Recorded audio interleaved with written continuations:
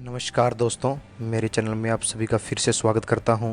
मैंने पिछली वीडियोस जो डाली थी वो सभी पुर्तगाल पर बेस्ड थी, तो काफ़ी मेरे दोस्तों के मैसेज आए थे कि पुर्तगाल में अर्निंग का बेस्ट सोर्स क्या है।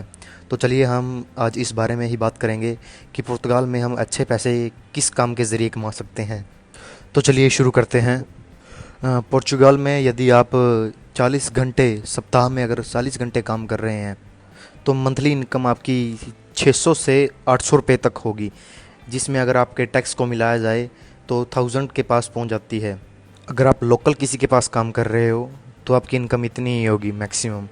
लेकिन अगर आप फील्ड का काम कर रहे हो यानी फल फ्रूट का काम कर रहे हो, फ्रूट्स तोड़ने का काम कर रहे हो, तो आपकी सैलरी 1100 से 1300 यूरो आप मंथली आराम से कमा सकते हो, जो कि इंडिया का 1 लाख से 1.25 लाख रुपया बनता है।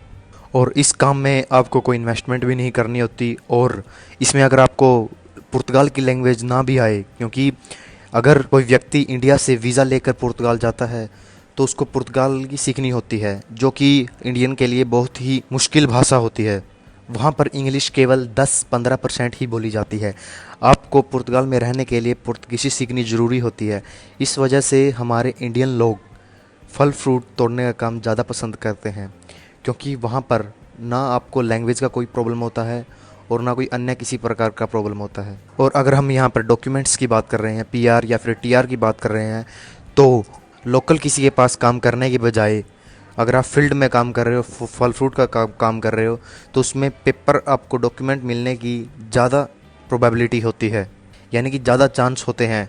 और खेती का काम करते हुए, फील्ड का काम करते हुए आपको खाना पीना सब मालिक की तरफ से उपलब्ध करवाया जाता है, यानी कि आपका रहना खाना सोना पीना सब कुछ कंपनी की तरफ से होता है। कंपनी की गाड़ी ही आपको घर से लेके जाती है और कंपनी की गाड़ी ही आपको शाम को घर पर छोड़ के जाती है। और जैसे जैसे आप इस काम में पुराने होते जाते हैं, आपका एक्सपीरियंस बनता रहता है, तो आपकी सैलरी भी उसी बेसिस पर बढ़ती रहती है।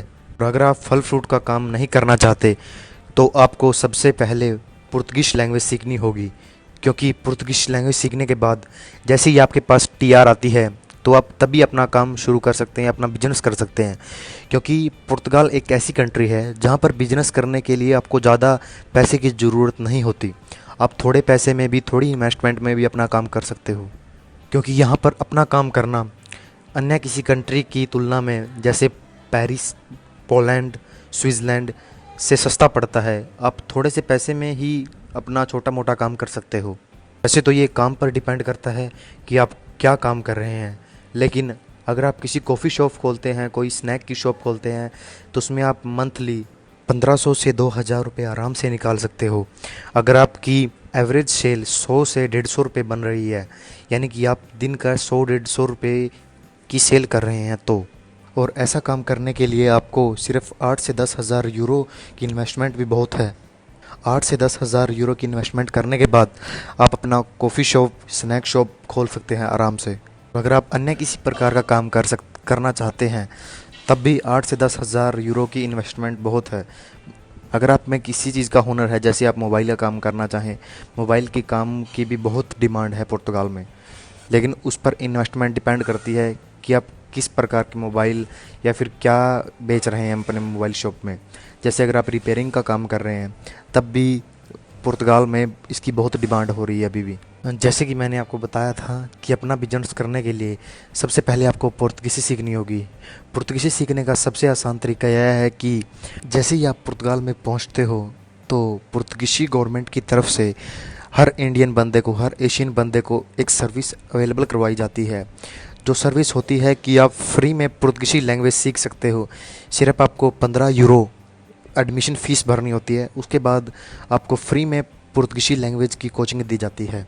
ये हर बंदे के लिए फ्री होती है, सिर्फ 15 यूरो आपको एडमिशन फ़ीस भरनी होता है। लैंग्वेज सीखने का एक तरीका ये भी है कि आप जिस प्रकार का बिजनेस कर रहे हैं या फिर करना चाहते हैं, तो अगर आप किसी के पास रहकर सीखो, जैसे अगर आप मोबाइल का काम करना चाहते हैं, तो सबसे पहले आप 1 साल, कम से कम 1 साल आप किसी मोबाइल शॉप पर काम करें, ताकि आपको पता चले कि कैसे बोला जाता है, कैसे कस्टमर डीलिंग होती है।